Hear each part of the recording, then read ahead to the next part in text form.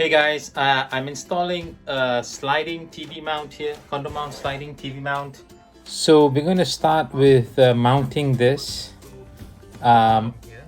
bracket to the wall. So I did the top screw, the bottom screw, just level it vertically straight and then put in another bolt.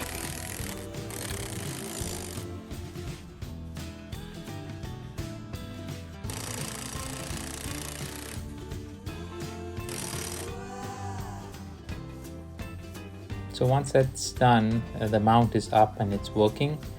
I just want to show you today the dimensions of this mount and the flexibility of it, how it can rotate, and you can pull it out from where it is. This is if it's pulled out aligned to the center, and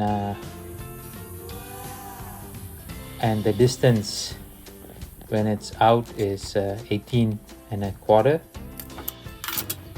This is the minimum distance, unless you put it to the side and rotate it so that can stick to the wall close.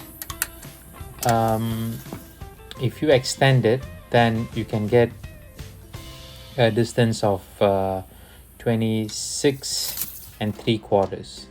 Okay, that's the furthest it comes out from the wall, and of course you can rotate this 180 degrees.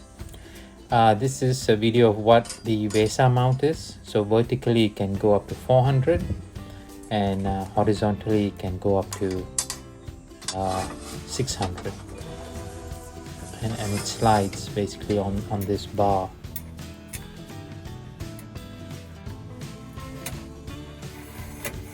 Okay, besides that, you can cover up the mounted where we put in the screws to mount it. There's a protector to cover that so it looks neat and nice. And of course, subscribe to our channel for more videos, and if you have any questions, put it down here. We will be glad to help you. And lastly, I just want to show you a demo of how this swivels 180 degrees side to side, full extension to any side of the wall.